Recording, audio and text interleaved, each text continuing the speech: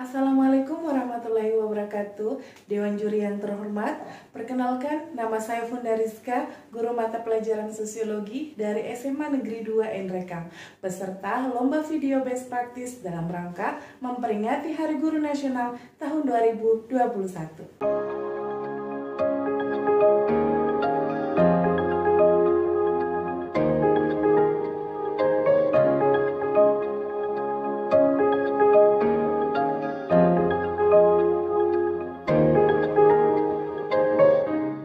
Maret 2020 terjadi perubahan dalam dunia pendidikan. Ini sebagai dampak dari COVID-19. Kemdikbud menghimbau seluruh sekolah untuk melaksanakan pembelajaran jarak jauh sebagai usaha untuk memutus rantai penularan COVID-19. Seluruh sekolah di semua jenjang wajib melaksanakan proses pembelajaran secara online. Pembelajaran jarak jauh yang dilaksanakan dari rumah membuat kegiatan belajar mengajar berubah 180 derajat. Semua mengalami kepanikan, guru, peserta didik, bahkan orang tua. Dan yang paling bingung menghadapi situasi ini adalah guru. Saya pun demikian, bingung dengan kondisi ini. Namun sebagai seorang guru, kita dituntut untuk beradaptasi dengan cepat. Menghadapi kondisi ini, kita dituntut untuk mengubah proses pembelajaran yang tadinya di dalam kelas berubah menjadi pembelajaran digital. Ketika proses kegiatan pembelajaran jarak jauh berlangsung, kemudian muncul gejala sosial baru, di mana didapati masih banyak peserta didik yang kurang, bahkan tidak memahami materi. Keaktifan dan keikutsertaan peserta didik dalam proses pembelajaran pun masih minim. Setelah dilakukan identifikasi masalah dari gejala tersebut, didapati akar permasalahannya. Yang pertama, terbatasnya akses internet peserta didik. Kondisi Enrekang yang bergunung-gunung mengakibatkan sinyal masih sulit dijangkau di daerah-daerah tertentu. Yang kedua, bahan ajar yang digunakan masih sederhana sehingga kurang diminati oleh peserta didik. Yang ketiga, kurangnya biaya dan alat jika dilakukan pembelajaran dengan menggunakan video konferensi. Dan yang keempat, kurang menguasai penggunaan IT. Dari identifikasi masalah tersebut, maka saya menggunakan beberapa aplikasi dalam pembelajaran yang mudah diakses, menyenangkan, dan tidak terlalu banyak menggunakan kuota. Media aplikasi yang saya gunakan yaitu WhatsApp. Aplikasi ini salah satu media yang digunakan semua siswa.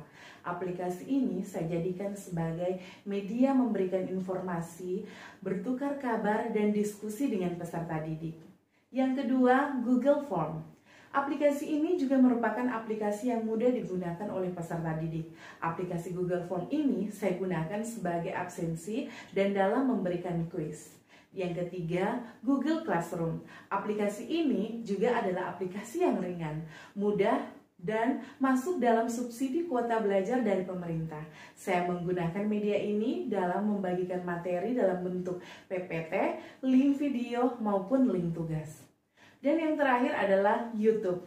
Walaupun aplikasi ini sering dikatakan aplikasi boros kuota, bagi saya aplikasi YouTube masih hemat kuota dibanding aplikasi video konferensi yang bisa memperlihatkan wajah saya dan mendengarkan suara saya untuk membentuk ikatan dengan peserta didik agar mereka mengenal wajah dan suara saya.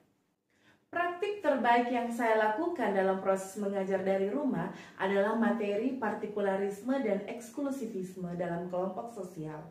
Materi ini menuntut siswa untuk lebih banyak membaca dan menggali informasi mengenai masyarakat dengan paham partikularisme dan eksklusivisme, serta contohnya dalam kehidupan masyarakat. Dalam pembelajaran partikularisme dan eksklusivisme, saya menggunakan model pembelajaran crossover learning yang mengkombinasikan pembelajaran secara formal dan informal. Model ini sangat cocok diterapkan pada pembelajaran jarak jauh. Tahap pembelajaran crossover learning yang saya lakukan adalah melalui WhatsApp group, saya akan memulai pembelajaran dengan memberikan salam dan bertanya kabar dari peserta didik. Setelah membuka pelajaran, saya lalu menyampaikan materi pada hari ini tentang partikularisme dan eksklusivisme. Saya kemudian membuka sesi tanya jawab. Saya bertanya kepada peserta didik apa yang mereka ketahui tentang paham partikularisme dan eksklusivisme. Yang kedua, siswa melakukan eksplorasi dari sumber belajar yang guru bagikan melalui Google Classroom. Di sini saya memberikan materi berupa slide PPT tentang partikularisme dan eksklusivisme. Saya juga memberikan link video pembelajaran yang saya buat tentang materi partikularisme dan eksklusivisme. Ketiga, siswa melakukan transfer ilmu pengetahuan dengan mencatat materi tersebut.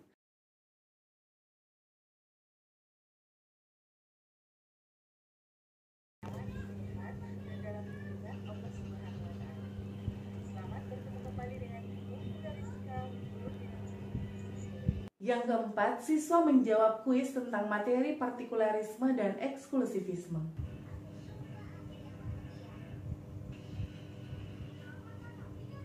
Demikian best practice yang saya lakukan selama mengajar dari rumah. Saya akui selama mengajar dari rumah lebih menguras tenaga dan pikiran, karena guru selalu dituntut melakukan inovasi agar peserta didik bisa lebih memahami materi dan tidak bosan dalam mengikuti pembelajaran. Ya, memang beban mengajar semakin berat. Namun, jika semua dilaksanakan dari hati, beban ini akan menjadi ringan. Ingat, hadirkan wajah peserta didik ketika kita merasa lelah. Mari bergerak dengan hati, pulihkan pendidikan negeri ini. Selamat Hari Guru untuk guru dan pendidik tersayang. Saya Funda Rizka dari Enrekan. Assalamualaikum warahmatullahi wabarakatuh. Saya sangat senang belajar pada materi partikularisme dan eksklusivisme. Saya lebih mudah memahami materi tersebut karena selain materinya ada pada dalam bentuk slide PPT, guru yang mengirim video yang menjelaskan materi partikularisme dan eksklusivisme.